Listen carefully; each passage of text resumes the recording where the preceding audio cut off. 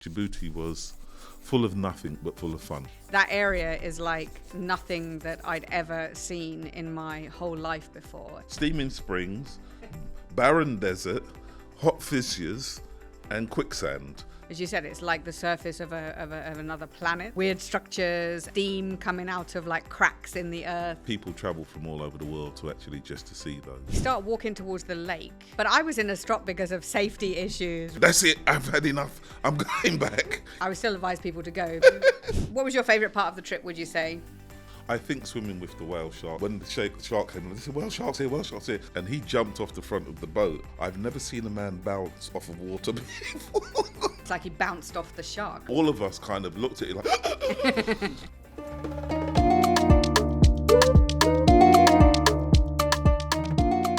So welcome. This is Bantering Across Borders. I'm Sarah.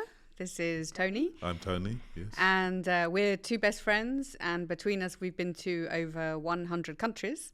So we're going to be sharing the stories of our trips, reminiscing about these random escapades that we've been on, sharing the highs and lows, and looking back on some of the mishaps, and potentially sharing the odd travel tip or two, all while unpacking what it means for us to still be friends after all this time. Yeah, the mysteries of how the friendship started and how the friendship continues to develop through travel. Exactly. Yeah. So why travel bonds us.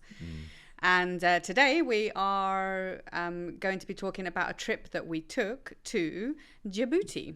In 2016, wasn't it? Yeah, it was December 2016. December 2016, Djibouti. Djibouti. So tell us, Tony, where is Djibouti? You're sitting on it. No. No, the country Djibouti is, that's in East Africa, actually. It's next to Ethiopia, I think it is. Yeah, it's just above Somalia and below Eritrea, and you're right, it kind of like backs up into Ethiopia. So that's where Djibouti was. Why did we go? Why did we go to Djibouti?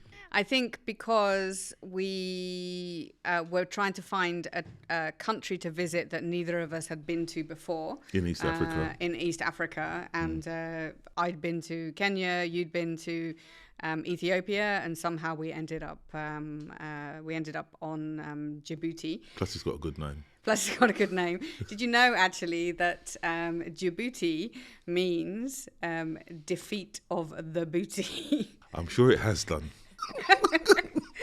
I don't know if this is true, but this is a story I read. There are many versions of where the name Djibouti comes from. So Djibouti means defeat of the booty. So for the nomadic people, they had this kind of like ogre or otherworldly sort of type creature. And every time something went wrong, they thought it was for the booty. The ogre was called the booty, so basically they were blaming it on the booty. Sorry. And then the Jacksons changed that into blame it on the boogie, and it became a number one hit. Exactly. There so we go, this is see. why Djibouti is famous. But anyway, so do stay tuned. We will unpack the booty. We'll get over our silliness on the 1,000,001 puns of this country's name, but and we'll be covering everything from visiting the lowest point in Africa. To going swimming or not swimming with the whale sharks. So yes, that was a learning experience. Definitely seeing a 12-meter long fish is not something I'm expecting that I'll see again anytime soon anywhere. So and I definitely won't be getting in. I've been there, done that, not getting in the water with one of those again. Indeed. So please stay tuned. We did this trip independently, meaning that we arranged it by ourselves. We hired a tour guide. A lot of the times, Tony and I travel with Escape Travels, and so stick around to the end. They're a brilliant travel company, and they've kindly given us a discount code to share with everyone. So yes, so Djibouti. But in the last episode, we were talking about South Korea. South Korea, yes. Actually, where if you missed it, we were talking about finding secret clubs in Seoul, and also Going Gangnam Style, and finding the best halal restaurants. But today, we are discussing Djibouti. So as we said, it's on the Horn of Africa. It's a very small country. It has less than 1 million people from a population perspective, which is actually half the size of the population of the city of Dubai, actually, or less than half the size. And it's strategically placed. Even though it's a small country, it kind of wields a lot of power, I would say, because it's strategically placed sort of between the Red Sea and the Gulf of Aden, and then onto the Indian Ocean. And it meant that there's lots of military bases there, lots of shipping companies. And DP World actually have a base there. Yeah, exactly. So Dubai have also invested quite a lot in it, as has China. So yeah, it's a very interesting country from that perspective. But let's talk about the trip. Mm-hmm. So it was a 4-hour flight, I think, from Dubai. And which is easy for you because you start here. Remember, I was in Saudi Arabia at the time. I was living in Riyadh, so then I've still got the 2 hours that I need to take to get to meet here. And I think we met here, didn't we? I think it was about 10 o'clock in the morning. I remember that because we'd arranged basically a private tour. So we had a guy picking us up at the airport in his car. So there was a driver, a tour guide, and then just you and I basically in this car. And like from the airport, I mean, the trip started, right? We drove off into the desert, essentially.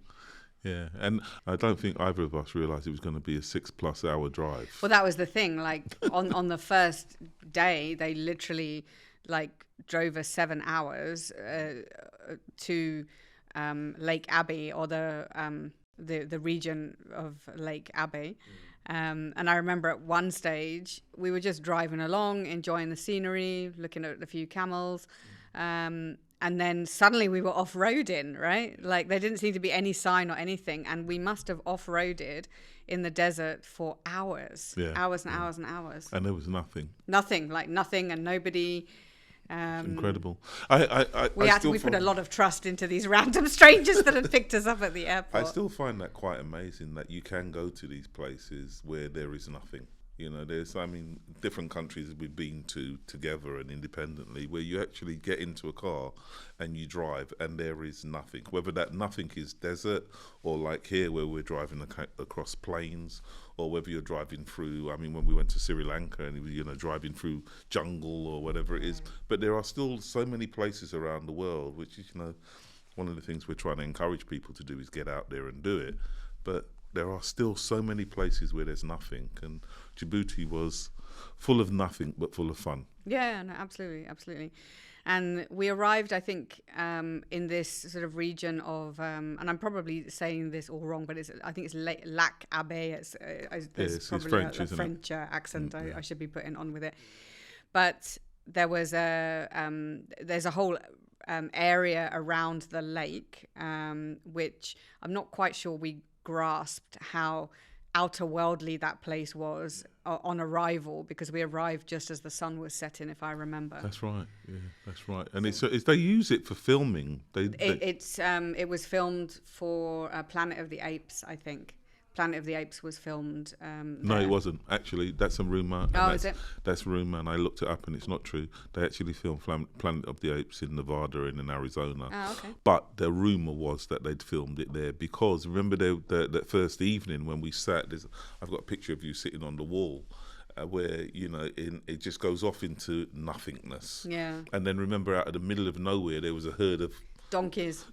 Yeah. I've never associated donkeys with the desert. No. And then there was like a whole line of them. Yeah, they just turned up from it absolutely was a nowhere. A zebra crossing of donkeys. It was just crazy, and then they were gone, and then there was nothing again. Yeah. And like you say, and then the sun came down, and I think there was a Mars there was a film about Mars where they'd used that, and I remember the guide saying that to create the atmosphere of Mars, all they did was use a red filter. Oh wow! That's all they had to do. I mean, it does look like it's from another planet. It does, definitely. Absolutely. Maybe a quick mention about we camped there. There's actually a sort of a relatively basic campsite. Although it's not with tents, they were almost like sort of air raid shelters. Almost that we each had an individual sort of metallic dome to sleep in. Yeah, it was a frame basically with almost like a tarpaulin thrown over the top of it. But then the next morning is when we really saw this amazing.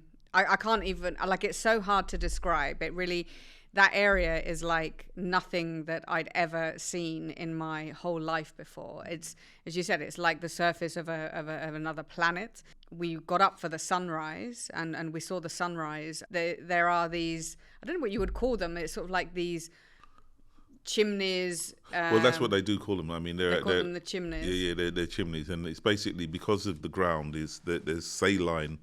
It's very salty, which we'll come on to, but the fact that it's very, very salty. And so effectively you get these salt structures that have just formed, and, you know, they drip, and they're stalagmites and stalactites, and then they join, and effectively you have these salt chimneys. And people travel from all over the world to see those.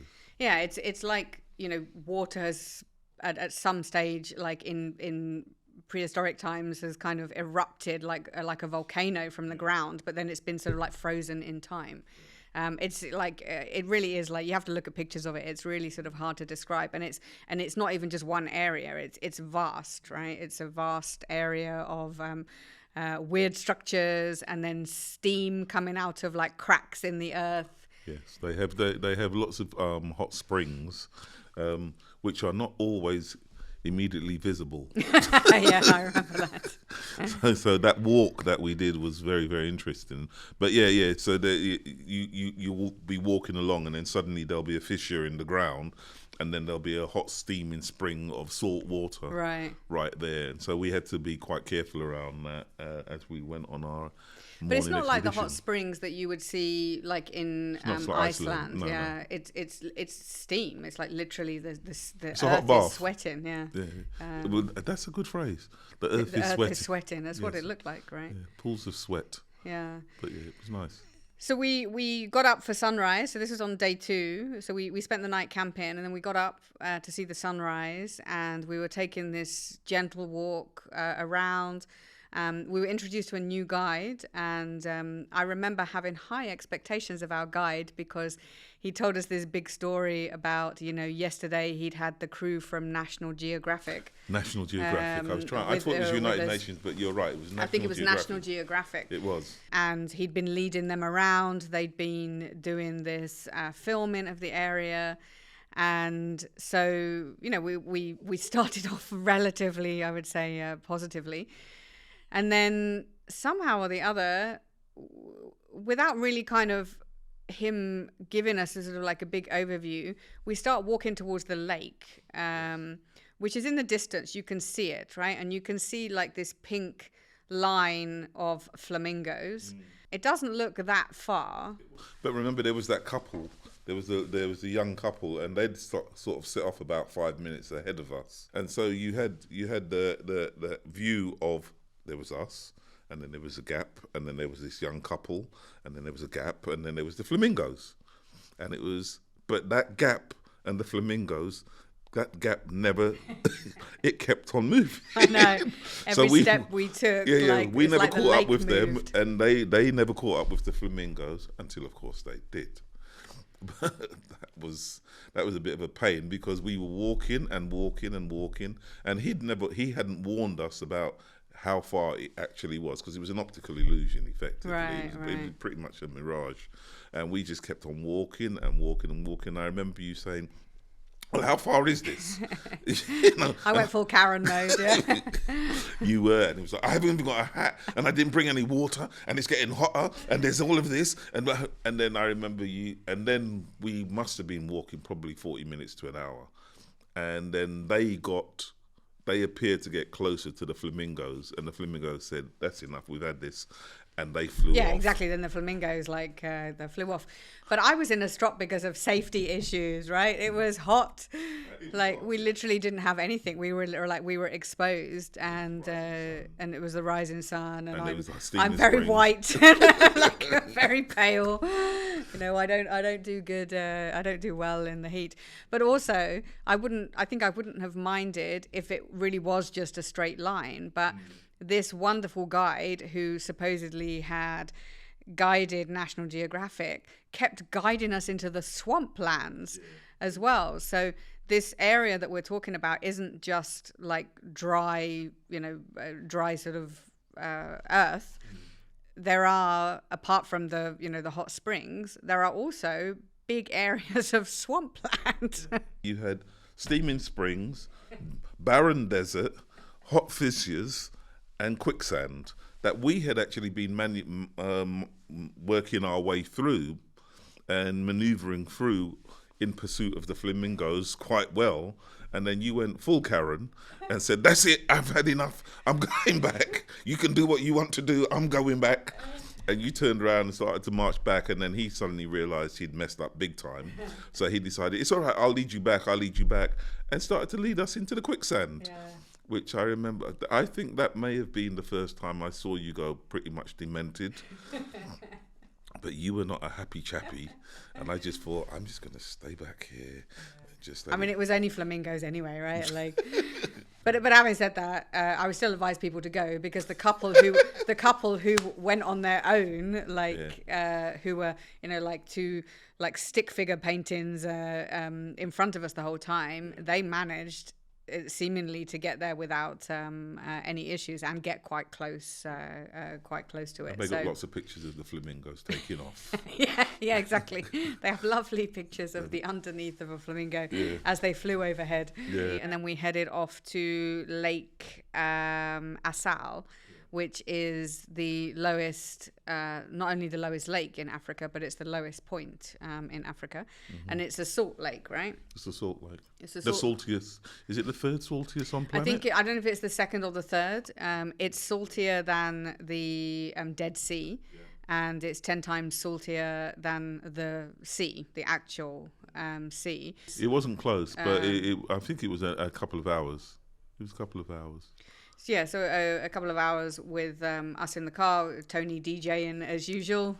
We were playing music, and when I DJ, I just play the next track that I think is going to fit to the one that I played before, and I can mix it in on the BPMs and all that kind of stuff.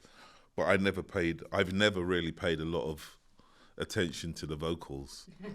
I just know where the break comes in, so you can use that. But again, he was driving along and tapping his fingers to the effing and the blinding of the rap song. I know. And you always get so embarrassed. You get so embarrassed, it's hilarious. And I'm just thinking, well, all I can do is mix another track in, but I can't guarantee that one's going to be any better than this one. Because I think these people are, we've now exposed these people to, bad language and... I think they've probably heard it before. Songs of dubious nature. And particularly after your Karen episode, I think he would have been happy to listen to devil music. Yeah. But yeah, so Lake Assal, as we said, lowest lake in Africa, and that is also something amazing. It's a salt lake.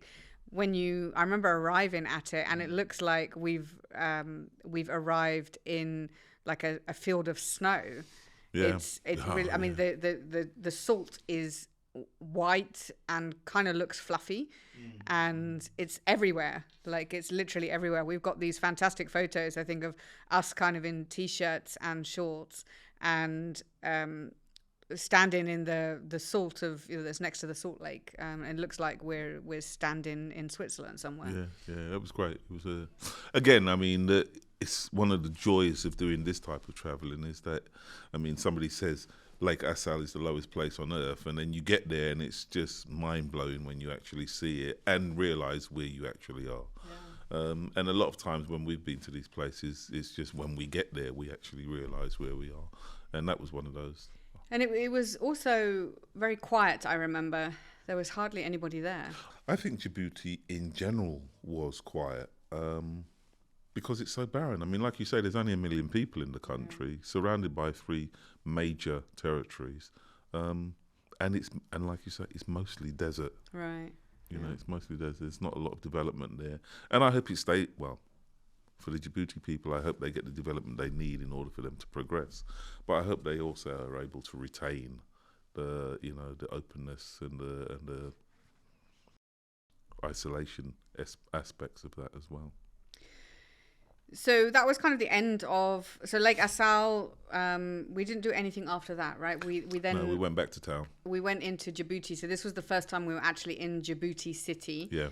And the next day we spent going to see the Whalesharks. Whalesharks, yes, as they are called. Oh, that's what they are. I'm just trying to remember what they were called. So we went to see the Whalesharks, and there was a bit of miscommunication, I would say, between us and the tour guides about where we were going to be able to change in order to get into our swimming costumes to go swimming with the Whalesharks, if you remember, right? Yes, I do, very vividly. And they told us that there would be sort of changing rooms close to the We would docks. be able to get changed to go swimming with the Whalesharks, I think was the extent of the instructions. Yes. So being as we are, we thought we'd bring along our getting changed into items, whereas pretty much everybody else had theirs on already. Exactly. So we turned up to a very small boat from memory, and everybody else was in there like swimmers, and we're not, and we're thinking, okay, so we're going to stop somewhere, we will end up getting changed. But what happened is the boat did stop in the middle of the sea, and that was it. Like, it was like, okay, now everybody jump in, and there's Tony and I, fully clothed. Everybody else has jumped off the boat, and then we basically You looked. You did look. You did look. I know you looked. You say you didn't look, but you did look. You held up the towel to protect my modesty, but I know you were looking. I had my own things to cover rather than... Well, I held up the towel for you to get changed, and I didn't look because I'm a gentleman. But I know you did look. You deny it to this day, but I know you did. And anyway, and then remember, I jumped into the water and nearly drowned, and then had to jump back out, climb back out again. But remember, we were on the boats, and then they said, this is where the Whalesharks will come. Now, if you've never seen a whale shark before, I didn't realise what they were. The name kind of gives it away, but they start at about, a fully grown whale shark starts at about 8 meters long. And the ones we saw, there was 4 that we saw in the pod that came and swam around our boat. And there was one that was 8 meters long, there was one that was 10 meters long, and there was 2 that were 12 meters long. Well, 12 meters, that's a bloody big fish. And I remember one of the guys on our boat, when the shark came in, they said, Whalesharks here, Whalesharks here. And he jumped off the front of the boat. And I remember, I've never seen a man bounce off of water before. Because he hit the water, and this whale shark came at him, and it was almost as if he tried to get back out of the water again. Yeah, it's like he bounced off the shark, right? He bounced off the fish. And it was incredible. And I think all of us kind of looked at it like, and then it just kept on going. And then everybody was just like, in the water. And they all dived in, apart from Sarah. Yes. So after making all the effort of changed into my swimming costume behind this like minuscule towel on this very sort of rocky small boat, everybody else literally like jumped in, including Tony, and none of them looked happy when they jumped in, by the way. I think we all underestimated the size of being in the water with an 8 meter long fish. It's not the kind of thing they teach you at swimming lessons. No, because everybody was floundering, right? Yeah. And so there's me, who's not a good swimmer, and I hardly ever jump into like unknown waters, or if I can't see the bottom, then I'm not going. But everybody left. Everybody's in the sea, panicking, and I'm the only one like left on the boat. Like, it was a sort of like this weird Cape Fear meets Jaws moment, because I'm there on my own. All I see is everybody auditioning to be extras in the Jaws movie. Yeah, but you were on the boat. You were the safest of the lot of us. There was nothing for you to panic about. I would have been stranded. If we'd have all got eaten by the sharks, you would have been stranded. Yes. Yeah, right. But it did look like fun, by the way. Like when I watched everybody jump in and then everybody, you know, take a breath and start floundering.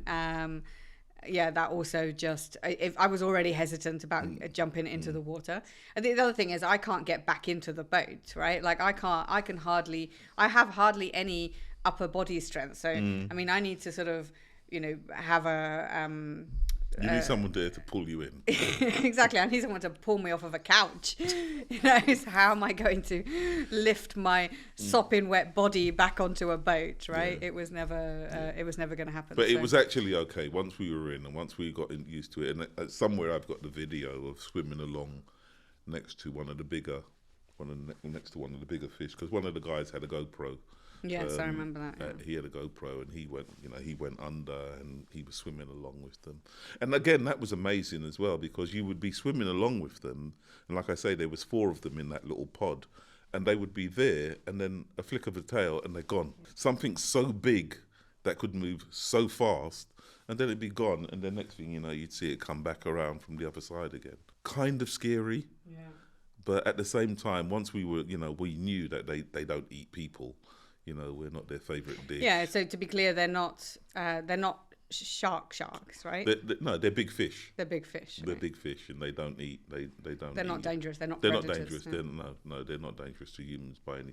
Only from the fact that you get a heart attack if you see one, because of the size of them. But no, that was amazing. That was an absolutely amazing experience, and that's one of the things I'm really, really glad we did. Well, you did. And you did look. I know you looked. I looked at the sharks. Looked at the whale shark. That's what he's talking about. Well, I've been called other things. But anyway, yes, go on. I remember also the other thing that freaked me out, apart from, you know, everyone floundering in the water and me being left alone on the boat, was that there was a lot of helicopters overhead, because where we were was very close to Yemen, right? And so there was these constant helicopters patrolling the area. And there was the port as well. There was the port was there as well, which, as you said, you know, Djibouti is quite a important hub location. So, you know, that port that they have there was very, very. It was manned all of the time. All right, so let's talk about our friendship a little bit. So I think in another episode we'll go into how we met. We'll save that for another time. But why is it? Why do you think we're friends, and why are we still friends? I like your voice. That's a bit random. No, it's true. I've always liked a good English voice. I've always liked. My favourite voices are, in order, French. Mm-hmm. I don't even have to know what you're talking about. But just to listen to French voice, Irish, and proper English. The Queen's English. Queen's English, of course, those 3. Posh birds. Yeah, love it. So those things is your voice. But more importantly than that is you are a very, very clever person. Oh, no, I just pretend. But you do it convincingly. There are so many people that... Fake it till you make it. But there are so many people who do that, and I work with a lot of them. And I have worked with a lot of them over the years. No offence to the people I'm currently working with. But I have worked with a lot of people who, they say, they make sounds that they think sound intelligent, and then they don't realise they're talking to somebody who actually is listening and knows what they're trying to say. And he's realising they're not. But you don't. You are very, very clever. I mean, you're not a bad looker. I'm not walking around for Minga, but no, I like your voice. More than anything else, I love the fact that you are super intelligent, and we can have a conversation about absolutely anything. We don't always agree. No. We can talk about from the Kardashians till Kim Jong-un. Exactly, and that's very. There's not many people you can do that with. See, I was going to go for something more like we have a common background, you know. I tried to leave that behind. No, I don't mean common as in common, but well, that too. Well, that too, but I remember when we first met, it was very. interesting that we really do have similar backgrounds. Like we're both British. We both we were both brought up on in council housing, so on council estate. We both went to a grammar school, which is still these days relatively unique in the UK. And we both lived in Germany, and you still kind of do. Yeah. So, and then there we were, both of us in the Middle East, both interested in traveling, and both had the same interest in music as well, which is what originally sort of brought us together. So. Yeah, there's a lot of connections. There's a lot of connections there. Let's do some quick fire questions of the trip. So. Must take travel accessory. So for me, it'd be a spare pair of knickers. Not to be too crude about it. You not to be too crude. Okay. But being very practical. Yeah, that's my must. That's my must-take travel accessory. What about you? Talking about must-take travel accessories, so I use what are they called? I use my little packing bags from Walnut Creek or something like that. Eagle Creek. Eagle Creek. They are brilliant, and in case anyone from Eagle Creek happens to be listening, plug. But no, Eagle Creek. I have these little things that I use, and I carry them everywhere I go because you can just pack, change the clothing, toiletries and all the rest of it in a very, very small thing. And you don't even need a suitcase. You can just carry one of those. Yeah, you're amazing actually at packing. Like you never. I mean, I hardly also never have to check in luggage, but you're the most amazing one at packing so compactly and efficiently that you can walk around a city with your whole trip attire. But that's part of the reason why I do that is because I travel a lot from work, and I also used to be a member of Junior Chamber International. So it'd be a case of, Tony, we're going to Belgium next weekend, or we're going to, we went to Moscow, and I've been to lots of different places. But you have to be ready to go. And if you have to pack loads and loads and loads of stuff, then that's going to be, even intellectually, that becomes a deterrent. So I like to be able to travel, hand luggage, get on, get off, go. And if there's a problem, you've got your stuff with you. Even if it's 8 kilos in a 7 kilo flight and you have to check it in, then you've got to wait. And the time that you're waiting, something could happen that stops you from doing something else. So Eagle Creek, if you're listening. So I have these question cards, or these are called conversation starters, where they're used to break the ice in conversations, or if you already know someone, to get to know them a little bit deeper. So we're each going to pick one of these. Sure. All right. So what compliments do you struggle to believe? He's like, none. Everything you say about me is true. What? No, not actually. To be honest, I went to a grammar school, as you just said, and all of my friends are really, really clever. And I have been striving since I left school to convince myself I'm as clever as them. That explains all the masters and the PhDs that you spend your time doing while I idly nap instead. Yeah. I'm up to masters number 3. And every time we meet up, and like I say, I mean, these are school friends, and we meet up, and they're more impressed by the fact that I'll travel for 14 hours to get to spend a weekend or spend even an evening with them, and then get on a plane and fly back. But I'm just amazed at my friends. They're just, all of them are fantastic, and I still aspire to be as good as them. Oh, I'm sure you are, and I'm sure they're very happy to have you in their circle of friends. And I love it when they say it, but it's still one of those things that it's still aspirational. Hard to, it's imposter syndrome, they call it, right? Yeah. No one ever believes that they're as good as they think. Yeah. All right, so pick one for me. If you met your hero, what question would you ask me? So, my hero. So I don't know if it's my hero, but it was my inspiration. Is the author David Sedaris, who I did recently meet in a book signing, and I completely failed to put words into a sentence to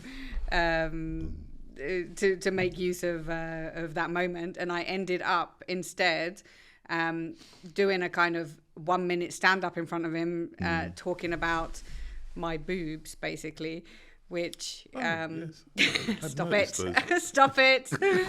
So I did a 1 minute stand up in front of him. So instead of, and I think I made him laugh, which was great. But I think if I had more, if I'd have been more prepared, then I would have asked him to like review some of my work or give me some tips on how to become an author, a best-selling author, like elevator pitch, like he is. So that's what I missed out. But I did meet him, so that's my answer for that. No, that's interesting. I bet it's better than the other one. It's better than the one I asked you in the last one, and you, Douglas, heard. If you haven't seen the last podcast, you'll find out that when I was a young girl, I wanted to grow up to be a grey old man, a boring grey old man. So pick a card. Have you ever been genuinely afraid for your physical safety? Like, yes, on the way to visit the flamingos in Djibouti. It's one of the things from growing up in central London. It's growing up in central London in the 70s. As a black guy, you always had to find a way out. So literally anywhere and everywhere I go, and even when we've been on some of our trips and travels, the first thing I automatically do is find a way out. And That's if I'm with route, and if I'm with somebody, it's how do we get out of here? And I make it very, very clear in the tone of my voice. If I speak to you in a certain way, this is not a conversation. It's your Karen moment. Yeah, this is not a conversation. This is not a debate. You do what I tell you to do now, because there's danger. Yeah. And anyway, we left. But it was one of those things. But anyway. You're hanging around in some dodgy places. Let's just wrap up on Djibouti. Yes. So, what's one interesting fact about Djibouti? I think for a small country, it is. I think there's so much to see. Not just the deserts and the lakes and the history and all the rest of it. I just think it's a great experience. No, I was talking about interesting facts about Djibouti.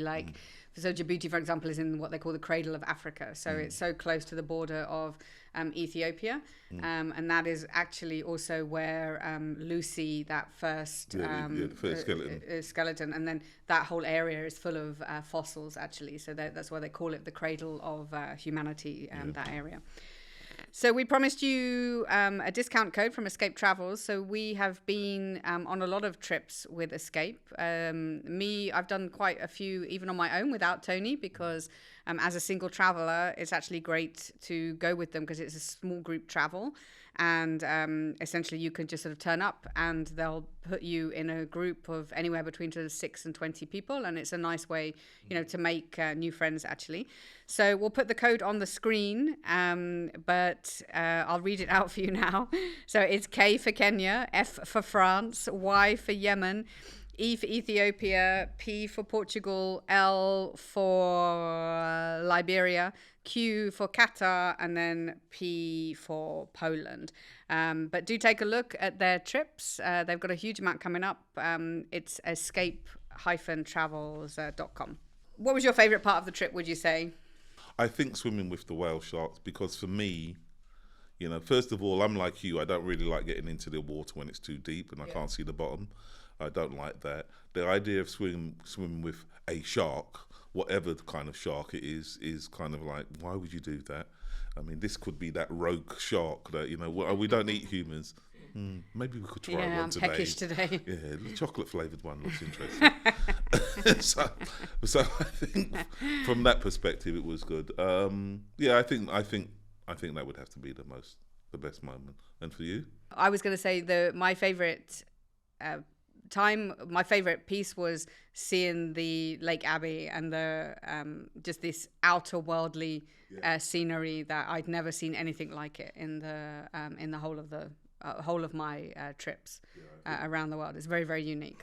I think the sunset when we arrived was more impressive than the Flamingo trek the next day. Yeah, and I think if it hadn't have been so impressive the night before, this flamingo trek could have actually spoiled the holiday. Yeah, although I mean the landscape around that area is good. I just didn't need to walk through a swamp to go and see some flamingos. Essentially, It's amazing. so we've come to the end of our episode today on Djibouti. Mm-hmm. So we thank everybody for listening. Yep. Do tell us if you've had your own whale shark moments in Djibouti, or share any of your other experiences. Mm-hmm. And then tune in for the next episode, which I believe is Kuwait, if I've got that Yeah, I think correct. we're back to the Middle East. Yeah, we're back to the Middle East Yeah. next week. So thanks for tuning in. Mm-hmm. And thank you for spending time with me. My pleasure always.